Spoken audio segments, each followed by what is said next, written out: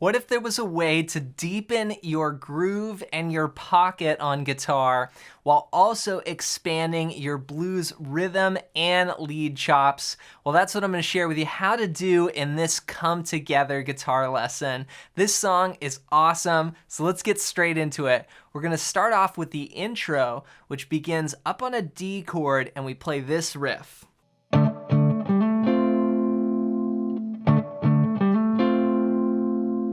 We're starting out on the 10th fret of the E string and the 12th fret on the A string.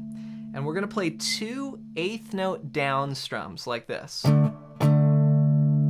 Just with the strum hand there, then we'll shift to the 10th fret on the A string, play that note, and then hammer to the 12th fret.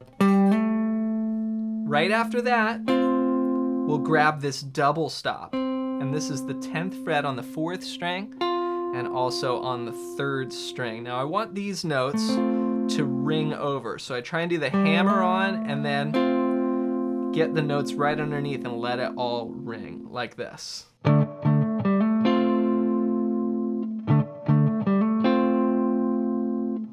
and two and a three and a four and a one. That's the intro, and we're in the key of D here. We're starting out on that D chord, and what's really being implied here is a D7 sharp 9 chord, which is one of the bluesiest chords of all time. It's sometimes called the Jimi Hendrix chord. Now this isn't in the song, this chord shape, but here's a great way to play it at the 9th position here. So I've got the 10th fret on the low E, then 9, then 10, 10, 10. And that's sort of the sound when we do this.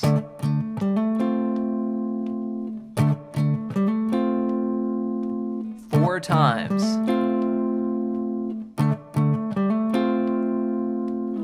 So that's the first figure you need to know. Now, if you want to play blues guitar and you want to flow up and down the neck, what I want to share with you next is very important. In fact, I think it's going to help you be able to do this easier and faster than you ever thought possible. And what it is my blues scale PDF guide. And I want to give this to you completely for free. All you got to do is go to johnmclennan.com/bluescales, or you can click the link below this video. I made it easy for you and just linked it up. And you can go there and download this guide. It's going to show you the patterns that I use to connect the scale anywhere on the neck. Now, after this intro, we do that 4 times.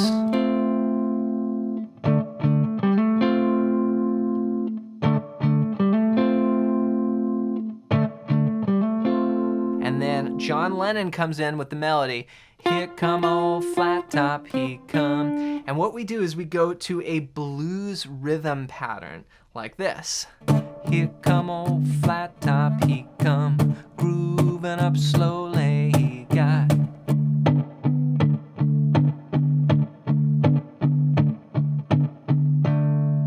So we're gonna play 4 bars of this blues rhythm. Now, a lot of times I have students who say, you know, John, I don't like the blues. I'm not really a blues player. But then they want to play songs by the Beatles or the Rolling Stones or tons of classic rock.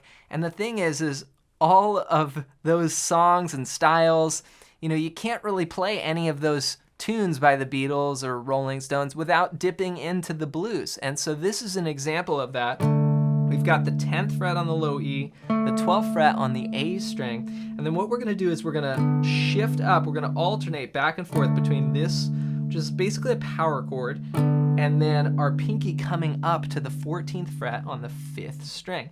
We're going to play 2 times on each shape there, just alternating.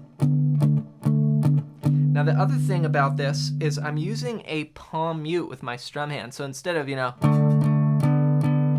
sounding like that, got more of a muted sound with my strum hand, and this really helps it groove, and the groove on this is just incredible. So practice this part, play it along with the recording. That's what's going to help you develop your groove. So from here,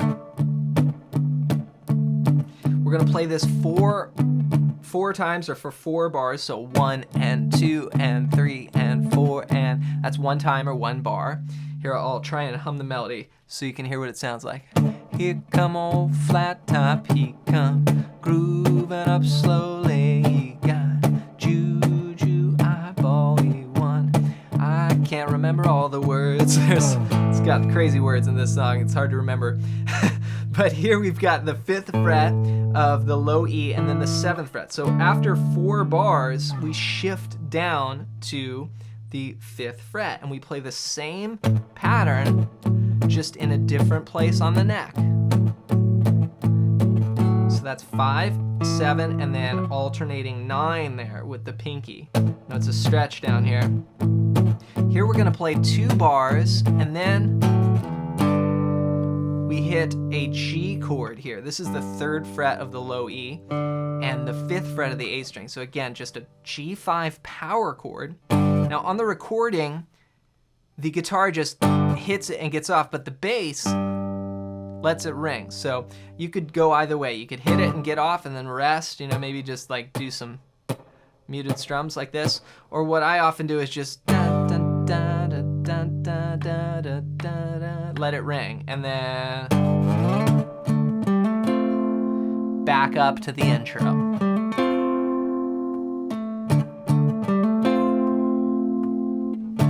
Here's the whole verse again, so here we go.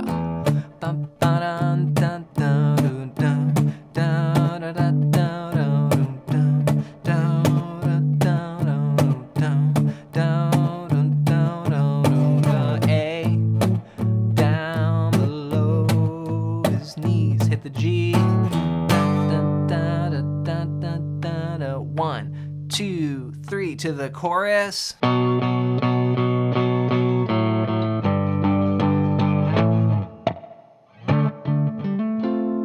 right, so the chorus is the next part, and this is just a quick little refrain.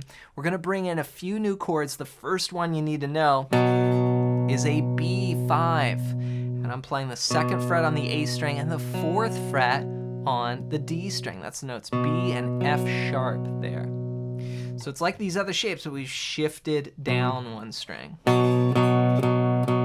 Now we're gonna play 3 beats. We're gonna go 1 and 2 and 3, and then on beat 4, we're gonna lift off that index finger. This is a really cool sound. The bass walks down, but we still keep that F sharp note there. So it's a B5, and then you could technically call this like a B5 over F sharp. So 1 and 2 and 3 and 4, and then you go to G, just 3 and 5 there. Again, shifting up to the low E string. Then move up, slide up to A, and then just hit it and get off. So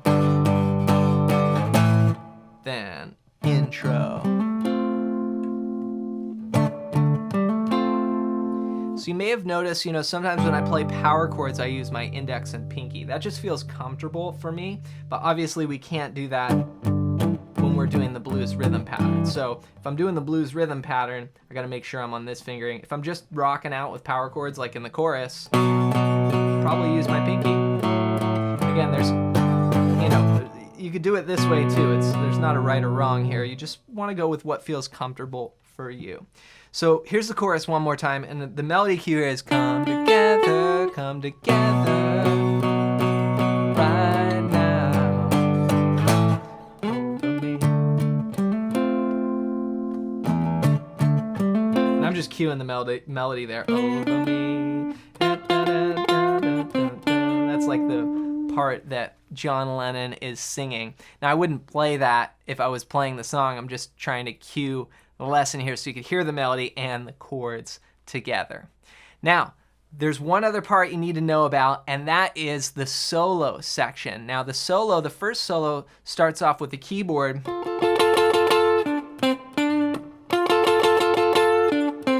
riffing off the melody, and what you play is just, you play the verse. So da da da da da da da da da da. Just like the verse, this is the solo. Then you go to A. Now here, during the solo, you stay on A for 4 bars. You don't go to G, just stay on A the whole time. And then you go back Now that's a subtle change. You got to really know the record to make sure you pick up on staying on the A only during the solo. And sometimes, you know, you may jam this with other musicians and they might not know that. They might just play the same verse. So you've got to be prepared to kind of like be like, okay, are we going down to G or are we going down to A? And, you know, sometimes when I play with musicians and, you know, you have something like this in the song, and then all of a sudden you realize that they're playing it like just like the record, and then you just kind of smile and you're like, oh, you paid attention to that last little percent. So either way, you know, it's the song can work without doing that or not, but it's fun to kind of get into the details. Now here when we go to the A, there's a guitar solo that goes like this.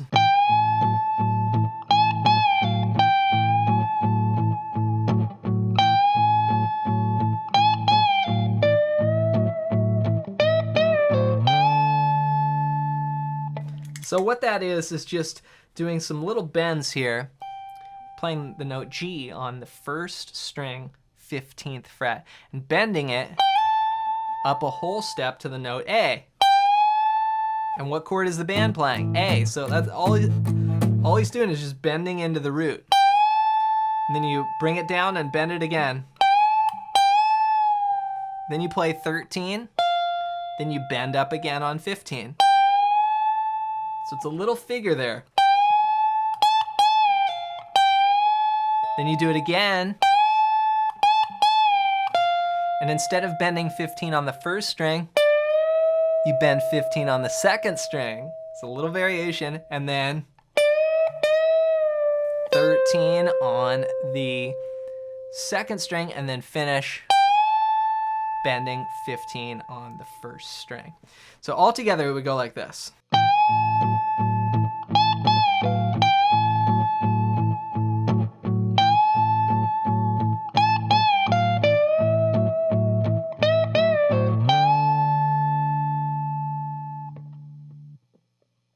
So that's just using some notes from the D blues scale. And remember to grab my free blues scale PDF guide, because that's going to show you the notes that you can bend and start soloing with, just like what you hear in this song. It's going to map it out for you anywhere on the neck. Just go to johnmclennan.com/bluescales. Now the last part I want to tell you about is how the song ends. What you do is you just go, just stay on D. The song just fades out. So after the last chorus, you know, come together right now over intro.